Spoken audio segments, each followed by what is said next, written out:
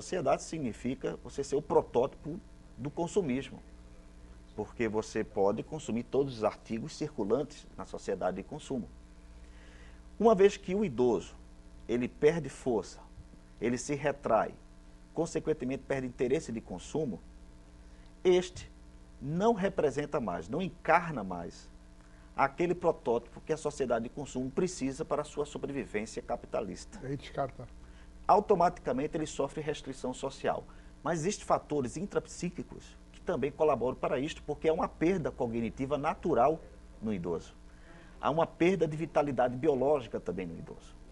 Então ele já sente dificuldades internas. Imagine você, telespectadores igualmente, que reforçadamente essas disposições internas já reconhecidamente diminuídas, o cognitivo, o psicomotor, ele tem uma cultura que, por consequência, banaliza a sua condição de ser idoso, porque precisa de pessoas com uma dinamicidade para o mercado competitivo que o idoso não pode concorrer. Com certeza.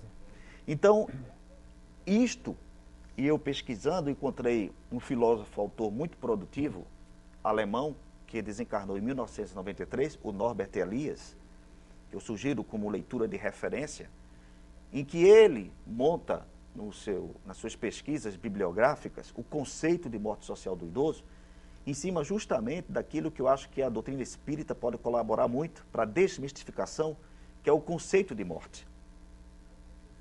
Porque o idoso representa a morte. O fim. O fim. E é apavorante conceber a finitude da vida, porque ela intensifica a angústia ontológica, ou seja, a angústia própria do ser. Ele incorpora que está no final.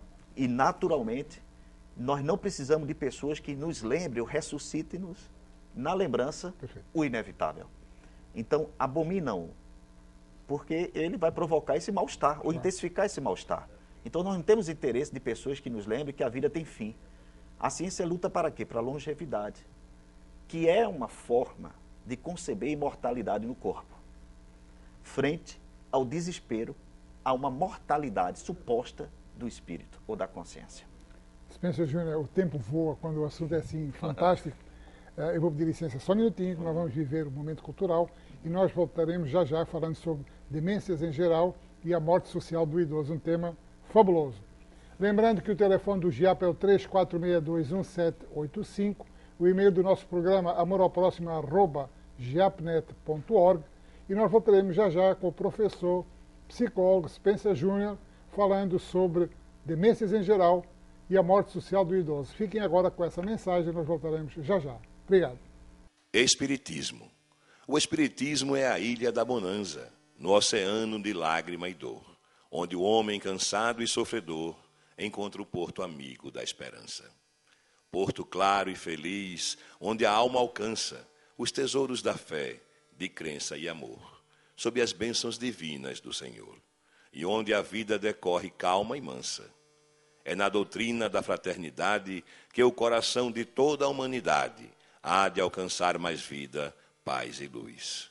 Somente o seu ensino verdadeiro pode reunir na terra o mundo inteiro no Evangelho sublime de Jesus. João de Deus.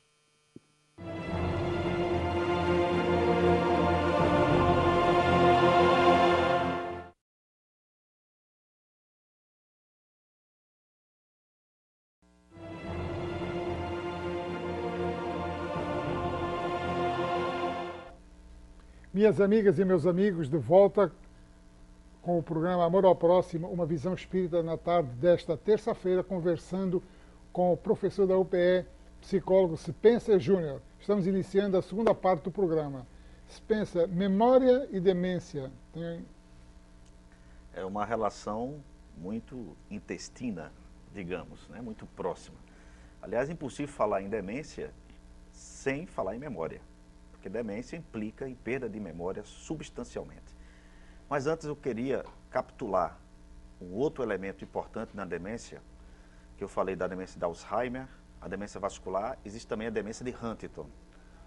Talvez preste um serviço a alguém que se identifique com sua sintomatologia perfeito, e possa fazer uma orientação médica para o médico melhor. A doença de Huntington, por exemplo, era de ordem genética. Existem pessoas que nascem com a disposição demencial inevitável.